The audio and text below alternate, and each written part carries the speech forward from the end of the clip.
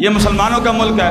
ایک سنگر صاحب آپ بھی سنتے ہوں گے, یہ میاں مالک ایک سنگر ہے, پتہ نہیں کیا نام ہے اس کا, ذیشان روکھڑی صاحب. وہ اس سے وہ انٹرویو لے رہے تھے کہ بھائی آپ جب جاتے ہیں پروگرام کے لیے, پڑھنے کے لیے, گانا گانے کے لیے, تو اس وقت آپ کی کتنی خدمت کی جاتی ہے, آپ کو معاوضے میں کیا دیا جاتا ہے؟ آگے سے اس کا جواب پتہ کیا تھا؟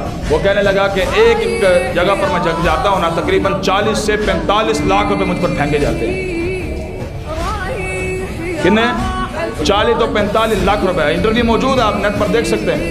اور میں کہ جیڑی قوم سنگراں نے 40 لاکھ روپے سٹے, انہوں کی پتہ آپ سے قرآن کی کیا شان ہے, کیا پتہ ایتھے آپ سے قرآن پورا مہینہ جناب نمازاں بھی پڑھاوے, خطبے بھی آپ کو دے جمعے کے, اور اس کے بعد پھر بیٹھ کر جناب حافظ قرآن کے خلاف گلا ہو رہی ہیں. جی آپ سے کو تو پتہ ہی کو نہیں ہے, مولوی نے کچھ پتہ ہی کو نہیں گا. تسی دیتا پھر کی 40 لاکھ تسی سنگراں نے دے دیتا.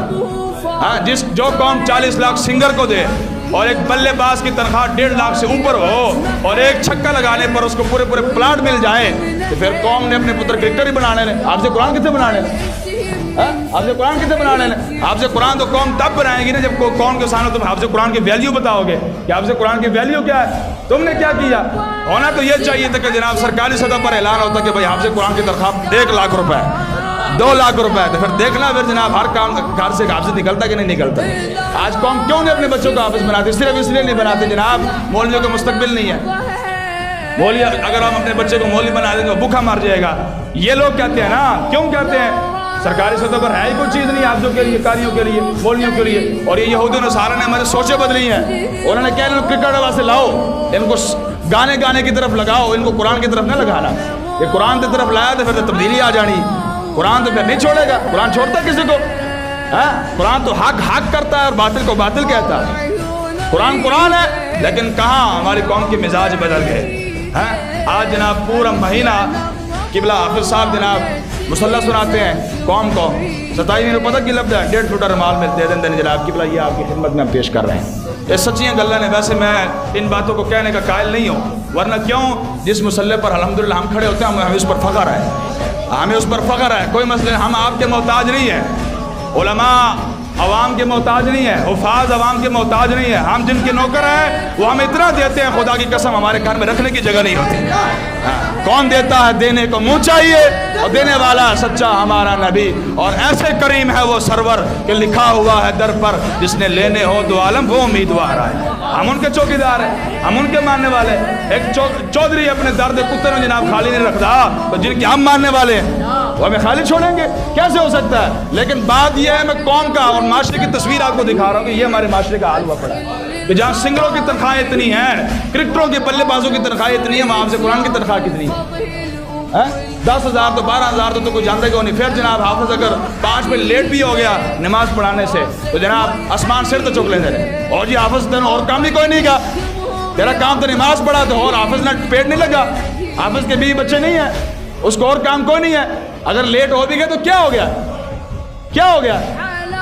بس یہ بات ہے کہ ہماری قوم کے اندر قرآن کی قدر ختم ہو گئی, اہل اللہ کی قدر ختم ہو گئی, قرآن والوں کی قدر ختم ہو گئی. اس لیے آج پوری دنیا پر مسلمان ذلیل ہو گئے. اسی کی سمجھ لو جناب اربا کربا کبا کے جناب یہ عزت ہے تمہاری.